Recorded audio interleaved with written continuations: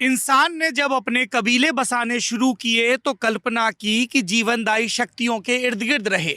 इसीलिए पुरातन सभ्यताएं नदी के किनारे बसी। लेकिन नदी के किनारे बसी उन सभ्यताओं को नदी की डूब क्षेत्र में आने का डर रहा होगा क्या, और जो उस डर से पार पाना हो तो आग को बरतने का, मिट्टी को पकाने का शऊर आया होगा क्या।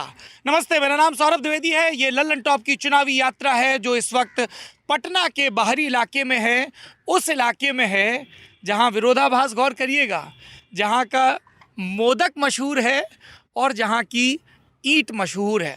पृष्ठभूमि में आपको सोन की एक धारा, फिर उसके बाद मीनारें नज़र आ रही हैं। इन मीनारों की बुनियाद पर किसी शहंशाह का पत्थर और खुतबा नहीं गड़ा है। इनके भीतर बहुत सारा कोयला और आंच है, क्योंकि इनके गर्भ में ईंट पकती है। मुझे स्थानीय लोगों ने बताया कि यहाँ की मिट्टी मुफीद है, इसलिए इतने ईंट भट्टे हैं। तो एक तरफ आपको बिहार की उद्यमशीलता नज़र आ रही है। ओपनिंग शॉट जिसको कहते हैं कैमरामैन के शास्त्रों में, उस ओपनिंग शॉट में आपको अस्थाई झोपड़ियां दिख रही हैं। बिहार का जिक्र होता है, माइग्रेशन का जिक्र होता है, लेकिन अगर मैं आपको बताऊं कि बिहार के पड़ोसी राज्य से माइग्रेट होकर लोग बिहार में भी रोजगार की तलाश में आते हैं, तो आप ये मंजर देख लीजिएगा। मनेर सीट क्यों चुनी? हम लोग जब पत्रकार बनते हैं तो कहा जाता है कि वो कौन सा कारण है, वो कौन सा हुक है। देखिए, मेरे दाएं हाथ पर कुछ बहुत ही नौनिहाल मछली पकड़ रहे हैं, उसके लिए भी हुक की ज़रूरत पड़ती है। वो कौन सा हुक है जिसके चलते आप इस सीट पर पहुंचे? मनेर सीट पर हम आए हैं क्योंकि यहाँ से एक पत्रकार चुनाव लड़ रहे हैं। पत्रकार जो, बता ही देता हूँ आपको ताकि कल को कोई खुद से कोलंबस बन के खोज के इल्ज़ाम न लगा पाए। पत्रकार जो मेरे अल्मा मैटर के सीनियर हैं, आईएमसी के पढ़े हुए हैं, भारतीय जनता पार्टी से जुड़े हैं, नौजवान हैं। और ये वो वाले नौजवान नहीं हैं जो साठा के पाठा तक भी नौजवान रहते हैं, बाकायदा नौजवान हैं। निखिल आनंद इनका नाम है, बीजेपी से चुनाव लड़ रहे हैं मनेर से। निखिल आनंद से बात करेंगे। आपको मनेर की पृष्ठभूमि बता देता हूँ। बीजेपी के लिए मुश्किल सीट मानी जाती है। अब मुश्किल का पैमाना क्या है? 2015 में तो कई सीटें मुश्किल हो गई थी क्योंकि आरजेडी और जेडीयू मिलकर लड़ रही थी। 2010, जिसको खालिस बुंदेली लहजे में कहें तो बम्पर जीत वाला मौसम, उस मौसम में भी बीजेपी यहाँ से चुनाव हार गई थी। आरजेडी से भाई वीरेंद्र यादव जीते, पिछली 2 बार के 2 टर्म के वो एमएलए हैं। उसके पहले श्रीकांत निराला एमएलए थे, भाजपा से थे। भाजपा से टिकट कटा तो बागी हो गए। तो भाजपा के कई बागी सुर्खियों का हिस्सा बन रहे हैं, लेकिन वो उन सीटों पर हैं जहां जेडीयू चुनाव लड़ रही है और उनके मुकाबिल कोई झोपड़ी तो कोई दूसरे सिंबल पर आशियाना पा रहा है। लेकिन मनेर में स्थिति अलग है। पत्रकार और राजनेता निखिल आनंद, इनकी जर्नी जानेंगे। पटना में रहकर किन सवालों का सामना करना पड़ता है, क्योंकि हर 2 बरस में गठबंधन के सहयोगी जुड़ते और छिटकते हैं, उस पर बात करेंगे। और मनेर के मुद्दों पर। निखिल जी, बहुत बहुत स्वागत, बहुत बहुत शुभकामनाएं। आपका भी बहुत स्वागत है और बहुत खुशी हुई कि आप सफ़र करते हुए मनेर की धरती पर पहुँचे जी, और सोन के किनारे आपसे मिलने का एक मौका मिला। अच्छा, सोन का आपने जिक्र किया। माइनिंग, ऐसा लगता है कि वेदव्यास के ज़माने से मुद्दा चला आ रहा है। नदी के किनारे खड़ा होता हूँ तो द्वैपायन याद आते हैं। क्या है ये माइनिंग का मुद्दा? देखिए, सबसे बड़ी बात कि नदी के किनारे वो लोग बसते हैं या प्राचीन काल से बसते आए जिन लोगों ने भारत की सभ्यता संस्कृति या दुनिया की सभ्यता संस्कृति को सहेजा है, समेटा है जी। हम उन लोगों में आते हैं। और तमाम नदी घाटी सभ्यताएं इन्हीं नदियों के किनारे पली बढ़ी। आज देखिए कि समय के अंतराल में ये नदियाँ कटाव के कारण, नदियों के कटाव के कारण काफ़ी लोग बड़ी संख्या में अपने ही घर में विस्थापित हो रहे हैं। तो ये वो इलाका है जो अपने ही जगह में विस्थापन झेलने को मजबूर है। कटान वाला इलाका है। और मुझे लगता है कि ये एक बहुत ही अद्भुत जगह है जहाँ गंगा सोन का संगम है। और ये तमाम दियारा के इलाके अब गंगा और सोन के बीच एक टापू की तरह एग्जिस्ट करते हैं। बाढ़ के दिनों में आप देखेंगे तो सिर्फ पानी ही पानी दिखाएगा। गंगा और सोन एक दूसरे से मिलन करते हैं। तो तमाम इस खूबसूरती के बीच जो चुनौतियां हैं, आम जनजीवन की चुनौतियां हैं, उनके बीच मैं यहाँ का रहने वाला हूँ। यहीं की मेरी पैदाइश है। मैं भी कटाव पीड़ित हूँ। दियारा क्षेत्र का रहने वाला हूँ। तो मुझे लगता है कि वो चीज़ें जो अब तक नहीं हुई, बहुत कुछ किया जाना बाकी है। जो अब तक के 30 सालों के विधायक ने, सिर्फ इन लोगों ने चाल चरित्र चेहरे की बुनियाद पर ज़मीन से 10 फीट नीचे धंस गए और इनकी बिल्डिंगें अकूत संपत्ति अर्जित करके ऊपर खड़ी हो गई। आपने 30 साल कहा, 30 साल में तो भाजपा के भी विधायक थे, आप उन पर भी इल्ज़ाम लगा रहे हैं? नहीं, इस क्षेत्र की मैं बात कर रहा हूँ। हाँ, इस क्षेत्र में भी तो बिल्कुल, मेरा मानना है कि जिन 2 लोग हमारे प्रतिद्वंदी हैं, वो निश्चित तौर पर 15-15 साल उन्हें इस इलाके का प्रतिनिधित्व करने का मौका मिला। हाँ। लेकिन उन्होंने कुछ नहीं किया। उनके चाल, चेहरे, चरित्र सब बदल गए और उन्होंने तमाम पार्टियां बदली। श्रीकांत निराला हमारे फुफेरे भाई हैं, बड़े भाई हैं। जी, ये तो महाभारत जैसा हो गया है, 2 भाई समर क्षेत्र में। बिल्कुल, ये तो आज तय करने वाली बात है ना कि हम तो सिर्फ 5 गांव की दरकार रखते हैं। हाँ। और आप चाहते हैं कि पूरी जन्नत, पूरी दुनिया आप अपने लिए समेट कर रख लें। और राजनीति किसी की ना तो ठेकेदारी है, न बपौती है, न विरासत है। मैं मानता हूं कि राजनीति अब बदली हुई परिदृश्य में अब ये निश्चित तौर पर विचारधारा और संगठन की बुनियाद पर होना चाहिए। देश सेवा, समाज सेवा के लिए समर्पित लोगों के लिए कम से होना कम चाहिए। कहते तो सब यही है। मेरा सवाल था माइनिंग, सोन नदी का जिक्र आया, माइनिंग का क्या स्थिति है? माइनिंग होती है यहाँ इलीगल? इलीगल तो मैं नहीं कहूँगा। गवर्नमेंट ने, अखबारों में इतनी सुर्खियां, आप तो पत्रकार रहे हैं, क्या पत्रकार फर्जी तो नहीं छापते होंगे? देखिए, पत्रकार होना, प्रवक्ता होना 2 अलग-अलग, दोनों बोलने का काम करते हैं, लेकिन पर बोलने सत्य- की सत्य तो स्थितियां सबके बदल लिए जाती समान है। बिल्कुल, ये मैं कहूँगा कि कई इलाकों में हाँ। माइनिंग एक बड़ा इशू है और इन इलाकों के बालू पूरे बिहार और बिहार के बाहर भी एक्सपोर्ट किए जाते हैं। यहाँ का जो बालू है, सोन से निकला हुआ बालू, वो हाई क्वालिटी बालू है, जो घर और निर्माण सोना क्षेत्र बोला के जाता है लिए सोन नदी बिल्कुल का, बिल्कुल, ये सोन नदी का सोना है। हाँ। और निश्चित तौर पर मुझे लगता है कि इलीगल माइनिंग जैसी कोई चीज़ नहीं है। ये उस पेशे में जुड़े हुए लोग हैं। गवर्नमेंट ने कई कंपनियों को एंडोर्स किया है, उनको अप्रूवल दिया है, वो माइनिंग के क्षेत्र में काम कर रहे हैं। चीज़ें रेगुलराइज्ड है, लेकिन कई लोग ऐसे तत्व निश्चित तौर पर होते हैं जो अपने तौर पर कुछ अलग अलग चीज़ें करते हैं। हाँ। तो मुझे लगता है कि इसमें काफ़ी लोगों का रोजगार जुड़ा है, आम जनजीवन भी जुड़ा हुआ है और तमाम जीवन संकट की चुनौतियों के बीच सोन इलाका और इलाके का बालू व्यवसाय उनको जीवन दे रहा है। ये खुशकिस्मती है। ये निश्चित तौर पर मैं मानता हूँ कि इस पूरे बालू व्यवसाय को सिस्टमेटिक और ऑर्गेनाइज्ड होना चाहिए। यहाँ पे लोग कह रहे हैं कि बालू माफिया जो तय करता है वही होता है। कौन जाएगा पटना माननीय विधायक होके, इसमें उनका भी दखल होता है। सत्य है ये? देखिए, माफिया जैसी बात मैं नहीं कहूँगा, चूँकि mining has been endorsed by the government. Endorsed by the government within the periphery of law, लेकिन जब लॉ के बाहर होता है तो उसको इलीगल कह दिया जाता है। देखिए, समाज है, समाज में विभिन्न सब तत्व, तरह के लोग हैं। सब तरह के लोग होते हैं। ये बताइए मुझे निखिल जी। जी, आपकी अपनी पर्सनल जर्नी क्या रही? क्योंकि बड़ी चर्चा है पटना में कि साहब एक यंग प्रवक्ता को टिकट दे के भेजा गया है, हैं? क्या जर्नी रही, कहाँ पढ़ाई लिखाई हुई?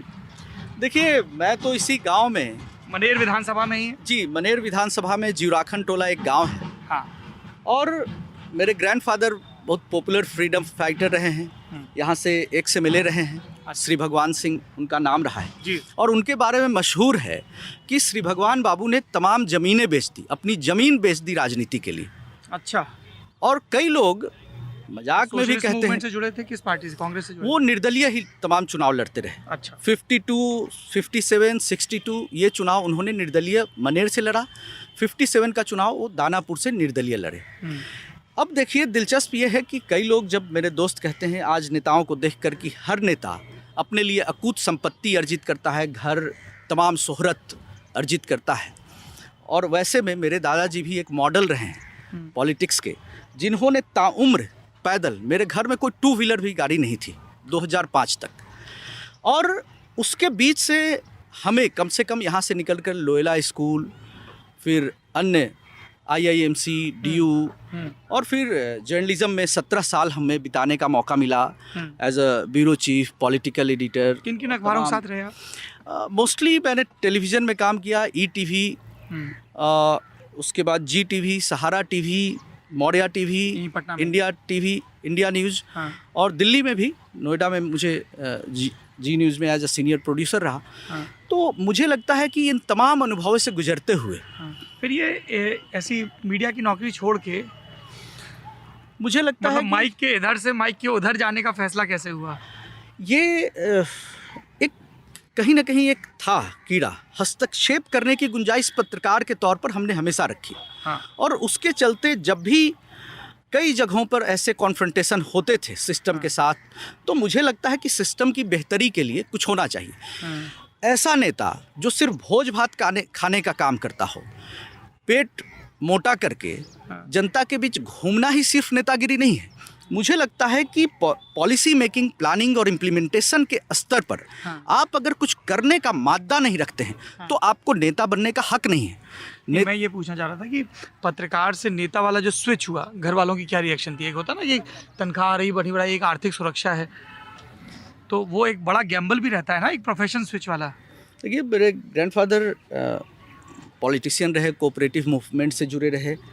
मेरे फादर स्कूल टीचर थे, हाई स्कूल में वो हेडमास्टर रहे। जी। मेरी मदर लेक्चर रही। इसी गांव में रहते हुए मेरी माँ की जब शादी हुई थी तो वो +2 पढ़ के आई थी, और उन्होंने BA, MA, double MA, B.Ed, PhD तमाम चीज़ें करके उन्होंने बाकायदा नौकरी की, एज अ प्रोफेसर रिटायर हुई। और मेरे पिताजी के निधन के बाद निश्चित तौर पर घर में एक स्थितियाँ बनी। दादाजी नहीं रहे, मैं जी न्यूज़ में था, मेरी माताजी अकेले थीं। अब शादी के बाद एक बेहतर स्थिति दिल्ली में ज़रूर है, ज़रूर मेरे लिए भी थी। फिर मेरी माँ के लिए नौकरी में रहते हुए शिफ्ट करना किसी का मुश्किल था, तो लिहाजा मैं ही शिफ्ट हो गया। यहाँ भी मैंने मीडिया में नौकरी की, लेकिन मुझे लगा कि एक बड़े फलक पर काम करके आपको उन एक ख़ास स्तर पर वो स्पेस और स्कोप नहीं मिलता है। मुझे लगा कि पॉलिटिक्स एक मीडियम है जहाँ से कुछ ज़्यादा किया जा सकता है। एक परिस्थिति बनी और मुझे भारतीय जनता पार्टी बिहार प्रदेश का प्रवक्ता बनाया गया। और मैं तो फ़ख्र के साथ कहता हूँ कि भारतीय जनता पार्टी एक ऐसी पार्टी है कि तमाम बाहुबल, धनबल से जुड़े लोगों के बीच, माफियाओं के बीच एक साधारण कार्यकर्ता को भारतीय जनता पार्टी टिकट देने का मादा रखती है। बिल्कुल। ये और बताइए, हमने ये चुनौती स्वीकार की है, और मैं 100% कहता हूँ कि ये चुनाव मैं जीतूंगा और जीतने जा रहा हूँ। चलिए बढ़िया। ये बताइए, थोड़ा हम लोग चलते हुए बात करते हैं रजत जी, कि जैसे हम लोग मनेर में हैं तो इसको मुश्किल सीट माना जाता है बीजेपी के लिए, क्योंकि 2 दफ़ा से हार रहे हैं, और निर्दलीय भी आपके भाई चुनाव लड़ रहे हैं। तो इस निर्दलीय महाशय को बिठाने की कोशिश नहीं की गई कि भाजपा ने आपको इतना दिया, सब दिया, आपने अपने कुछ एक होता है कि फैमिली का प्रेशर, सब परिवार की पंचायत बैठे कि भाई घर से एक ही लड़का लड़े, वरना का ऐसा ना हो कि दोनों हार जाए, कुछ वो नहीं हुआ कन्विंस करने का? और देखिए, श्रीकांत निराला मेरे बड़े भाई हैं। हाँ। और बचपन से ही मैं उनका पैर छूता आया हूँ, पैर छू छू कर बड़ा हुआ हूँ। उनके सामने मेरा सर झुका होता है हमेशा। उनके राजनीतिक यात्रा में हम सभी का योगदान है। और दिलचस्प वाकया मैं बताऊं कि मेरे ग्रैंडफादर ने 67 के इलेक्शन में उन्होंने नॉमिनेशन फाइल किया, तो मेरे फूफा जी ने भी नॉमिनेशन फाइल कर दिया, श्रीकांत निराला के पिताजी। हाँ जी। अच्छा। तो लोगों ने कहा कि भाई दोनों ससुर दामाद कैसे चुनाव लड़ेंगे। मेरे दादाजी ने नॉमिनेशन वापस लिया, बड़ा दिल दिखाते हुए, और दानापुर चले गए। हाँ। और देखिए कि आज ये स्थिति है कि भारतीय जनता पार्टी ने किसी को टिकट से वंचित किया और किसी को टिकट दिया। इसमें मेरा कोई भी दोष नहीं है। मुझे लगता है कि श्रीकांत निराला जी को जो अवसर मिला, 25 साल की उम्र में वे विधायक बने, उनको MP का इलेक्शन लड़ने का अवसर मिला। कांग्रेस, जनता दल, RJD, फिर जदयू, उसके बाद BJP, 5 राजनीतिक दलों की यात्रा उन्होंने 15 साल के अपने सत्ता काल में की है। अब देखिए कि जिस व्यक्ति को राजनीति की विचारधारा और संगठन का एहसास नहीं हो, तो निश्चित तौर पर भारतीय जनता पार्टी की जो व्यवस्था है उसको नहीं समझ सकेगा।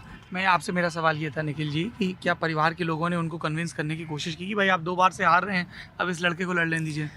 प्रयास तो हुए होंगे ना अंदर खाने? देखिए, वो बड़े भाई हैं और मुझे लगता है कि वो एक सीजन्ड पॉलिटिशियन है। तो नहीं माने?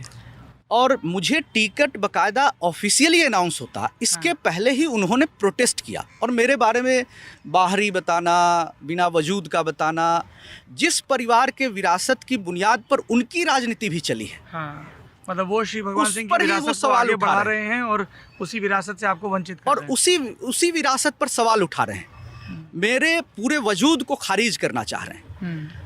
मुझे तरह तरह के अपमानित शब्दों से भी वो नवाज रहे हैं, लेकिन मैं तो कहता हूं कि आज भी मैं उनके खिलाफ कुछ नहीं कहूँगा। मैं सर झुकाकर उनकी हर बात को स्वीकार करता हूं। मैं उनको अभी भी वो मिलेंगे, मुलाकात होगी तो मैं व्यक्तिगत मान जरूर सम्मान है, लेकिन अब व्यक्तिगत राजनीतिक मान प्रतिद्वंद्विता सम्मान हो है, गई है। पैर छूकर जरूर अच्छा। मैं उनका आशीर्वाद लूंगा। मैं लेकिन मैं आगे- ये कहता जी। हूं कि राजनीति अब विचारधारा की बुनियाद पर होनी चाहिए। 15 साल जब वो विधायक थे तो 15 साल में वो 15 काम उन्होंने क्या किए, ये उनको जनता को बताना चाहिए। और भाई वीरेंद्र जो 15 साल विधायक रहे, उनको भी बताना चाहिए कि 15 साल में उन्होंने क्या 15 काम किए। अच्छा, एक चीज़ ये बताइए, ये मेरे बहुत दिन से मन था कि मैं प्रवक्ताओं से ये पूछूं, पर होता ये है कि चुनाव में आप प्रवक्ताओं के बजाय कैंडिडेट से ज़्यादा बात करते हैं। आपके में वो दोनों बॉक्स टिक हो गए। बड़ा मुश्किल रहता होगा प्रवक्ताओं का काम कि जैसे आप 2015 से 17 तक जो भाजपा के प्रवक्ता थे, उन्हें नीतीश कुमार की आलोचना करनी थी क्योंकि गठबंधन टूट गया था। फिर एक दिन तय होता है कि नहीं, गठबंधन वापस आ गया तो अब डिफेंड करना है। जैसे मैं देख रहा था कि वही जो पैकेज अनाउंस किया था मोदी जी ने पिछले चुनाव में, अब उसी पैकेज की नड्डा जी तारीफ़ कर रहे हैं और वहीं आरसीपी सिंह बैठे हैं। वही आरसीपी सिंह खिल्ली उड़ाते थे उस पैकेज की, वही 7 निश्चय की आप लोग खिल्ली उड़ाते थे। अब नीतीश कह रहे हैं कि हमने 7 निश्चय पूरे किए और 7 निश्चय। डिफ़िकल्ट जॉब ना। ये निश्चित तौर पर देखिए, पार्टी की एक नीति है, विचारधारा है और पार्टी का स्टैंड है, उसको फॉलो निश्चित तौर पर करना होता है। हाँ। लेकिन हमारे जैसे जो प्रवक्ता हैं, जो एकेडमिक्स के रास्ते, फिर मीडिया जर्नलिज्म के रास्ते जो पॉलिटिक्स में आए हैं, निश्चित तौर पर कई स्वीकारोक्ति हम जरूर करते हैं। हाँ।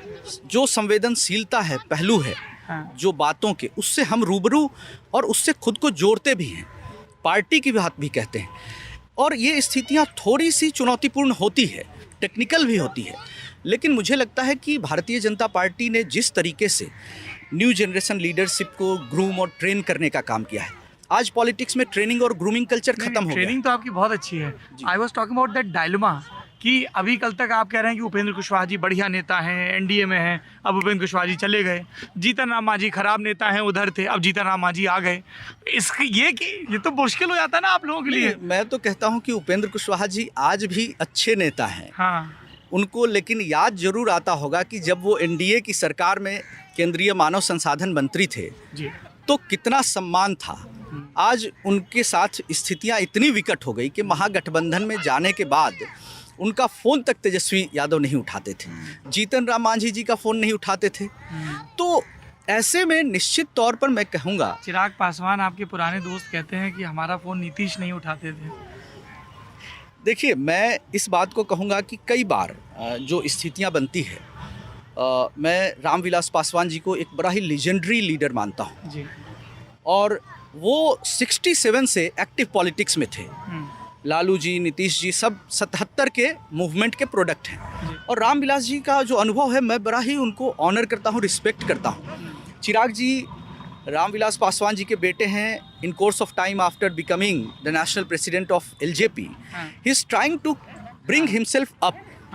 वो पॉलिटिक्स में एक बड़ा स्पेसिफिकेशन कर रहे हैं। मुझे लगता है कि वो एज एन ऑपोजिशन लीडर, आप कुछ भी कहें, खबरों की सुर्खियां बनती है।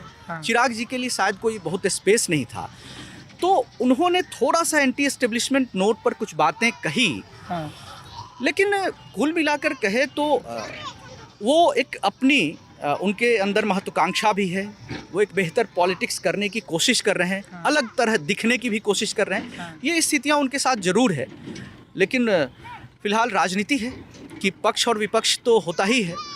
ये तो है। जी, चलिए, आपने खुद ही कहा राजनीति है, राजनीति के समर में आपको शुभकामनाएं।